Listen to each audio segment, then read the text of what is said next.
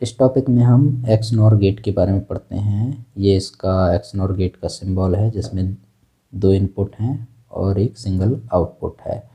y = a XNOR b, ये इसका logic equation है। ये वाला जो सिंबल है ये XNOR ऑपरेशन को प्रदर्शित करता है। सेम इनपुट के लिए आउटपुट 1 प्राप्त होगा और डिफरेंट इनपुट्स के लिए आउटपुट 0 प्राप्त होगा।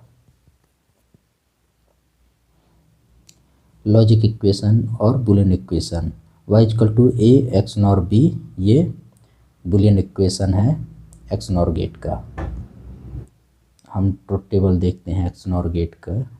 सभी इनपुट कॉम्बिनेशंस को लिख लेते हैं 0 0 0 1 1 0 1 1।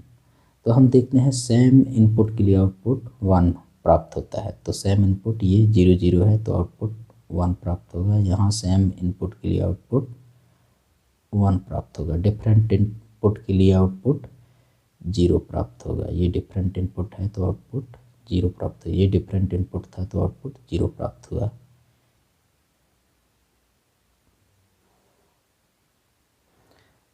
अब हम XNOR गेट के लिए आउटपुट का वेब फॉर्म खींचते हैं। यहाँ हमने पहले से A और B दो इनपुट का वेब फॉर्म ड्रा करके रखा है। उसके अनुसार हम आउटपुट का वेब फॉर्म ड्रा करेंगे।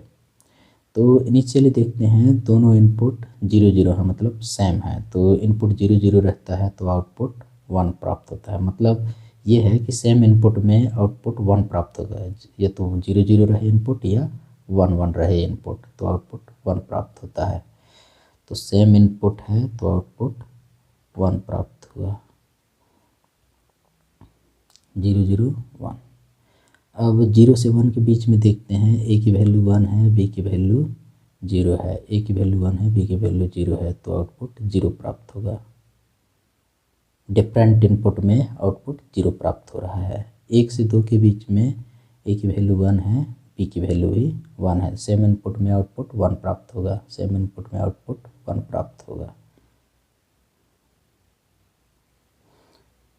2 से 3 के बीच में A की वैल्यू 1 है, B की वैल्यू 0 है। तो A की वैल्यू 1 है, B की वैल्यू 0 है तो आउटपुट 0 प्राप्त होगा। डिफरेंट इनपुट में आउटपुट 0 प्राप्त होगा। 3 से 4 के बीच में A की वैल्यू भी 0 है, B की वैल्यू भी 0 है। सेम इनपुट में आउटपुट 1 प्राप्त होगा। मतलब 0 0 में आउटपुट 1 प्राप्त होगा।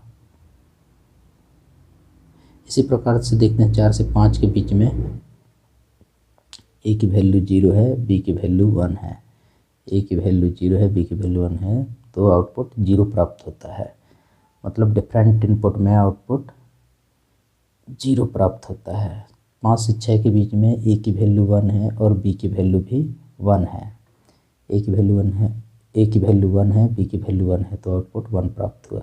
सेम इनपुट में आउटपुट 1 प्राप्त हो रहा है। फिर 6 से 7 के बीच में A की वैल्यू 1, B की वैल्यू 0। A की वैल्यू 1, B की वैल्यू 0 तो आउटपुट 0 प्राप्त हो रहा है। 7 से आगे जो है दोनों इनपुट जो है 0 0 है। तो जब 0 0 है, सेम इनपुट है तो आउटपुट 1 प्राप्त होगा।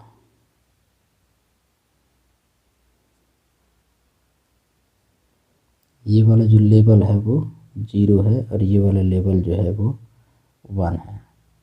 Thank you.